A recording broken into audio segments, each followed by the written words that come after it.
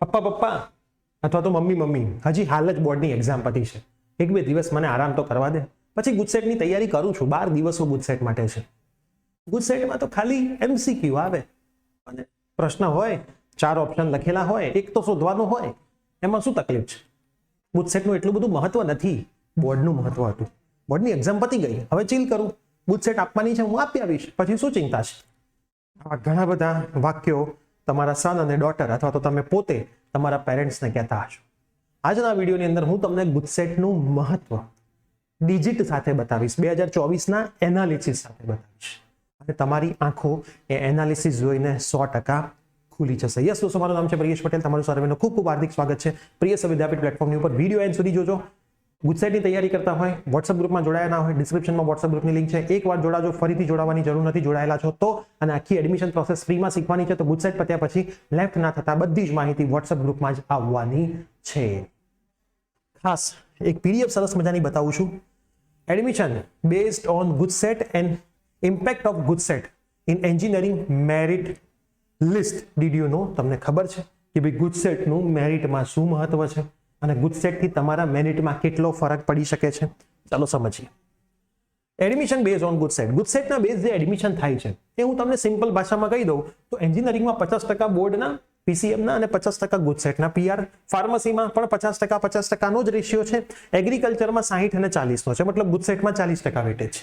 Same to same તમે B group છો તો ફાર્મસી 50% અને એગ્રીકલ્ચર 60 અને 40% છે. મતલબ એન્જિનિયરિંગ અને ફાર્મસી માટે 50% રેશિયો છે. 50% કામ હજી પત્યું છે, 50% કામ તો હજી બાકી છે, હજી પત્યું નથી. PR ગણવાના, ખાસ આ વસ્તુ યાદ રાખજો, પર્સન્ટેજ નહીં, PR.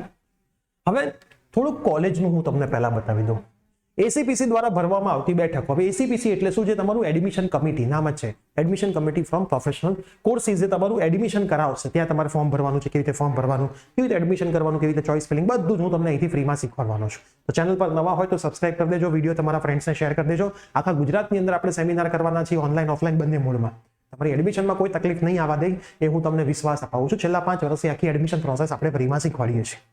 બોર્ડ અને ગુજસેટના અને JEEના બેઝ એડમિશન થતા હોય છે, પણ ACPCમાં ગવર્મેન્ટ કોલેજમાં ખાલી અને ખાલી 5% સીટો JEE થી ભરાય છે. 5% ગવર્મેન્ટ, બધી જ ટોપ ગવર્મેન્ટ, LD, VGC, બધી BBA બધી આવી ગઈ.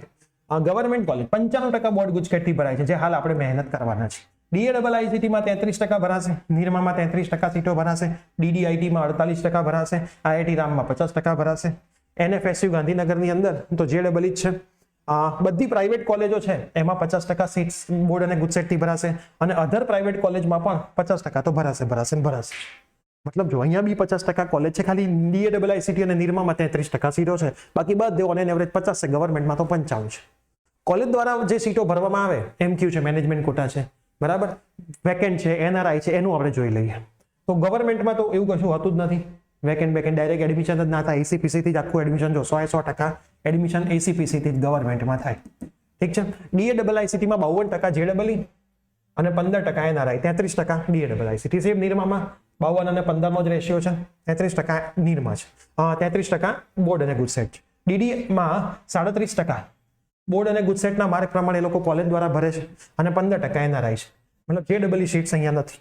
IIT રામની અંદર 50% જોસા કાઉન્સિલિંગ છે, 50% બોર્ડ ગુજસેટ છે. NFSU ની અંદર 50% JEE અને 50% એક્ઝામ એ લોકો પોતાની કન્ડક્ટ કરે છે, એના છે. પ્રાઇવેટ સારી કોલેજમાં બોર્ડ ગુજસેટ 25% જાતે એ લોકો ભરતા હોય છે, 10% JEE થી અને 15% એ લોકો NRI થી ભરતા હોય છે. અને અધર પ્રાઇવેટમાં 50% બોર્ડ ગુજસેટ એ લોકો જાતે એડમિશન લેતા હોય છે, અને 50% ACPC થી થતા હોય છે. મતલબ આમાં જ મોસ્ટલી થાય, જે વધ્યા હોય પછી આમાં જતા રહે. તો તમે જોઈ શકો છો કે ભાઈ બોર્ડ અને ગુજસેટ થી બધી જ સારી કોલેજની અંદર એડમિશન થાય છે. તમે કદાચ JEE સારો સ્કોર નથી કરી શક્યા, તો તમને એવું લાગે છે કે નથી થઈ શકે એમ, તો હજી તમારા માટે બહુ જ મોટા રસ્તા ઓપન છે.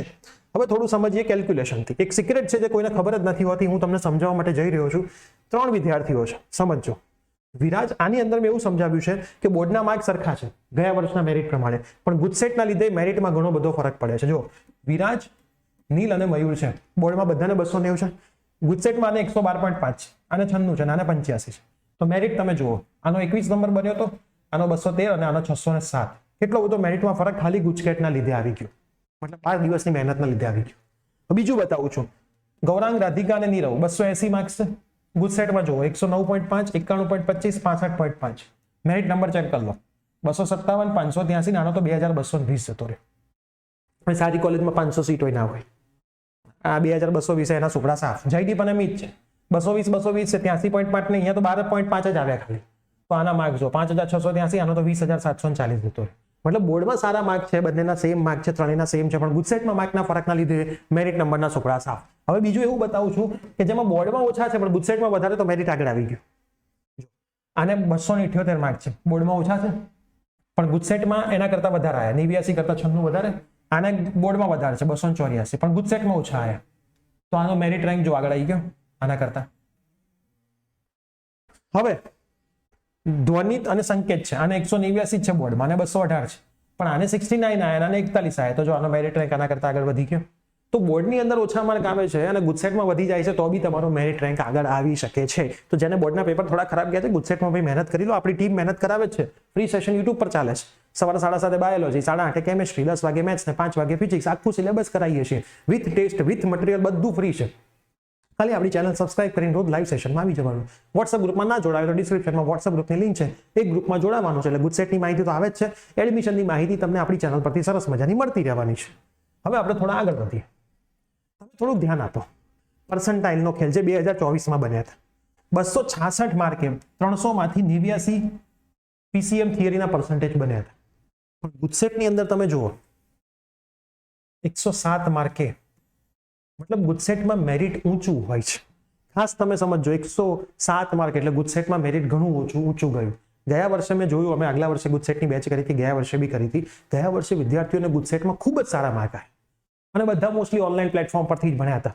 આપણા પ્લેટફોર્મના વિદ્યાર્થીઓ 110+ માર્ક વાળા કદાચ 100+ વિદ્યાર્થીઓ છે. આખો ડેટા આપણા યુટ્યુબ મેલા રિઝલ્ટની અંદર મૂકેલો છે. તો વિદ્યાર્થીઓ સરસ ભણે છે અને ગુજસેટમાં રિઝલ્ટ ઓલવેઝ ઊંચું જ જાય છે.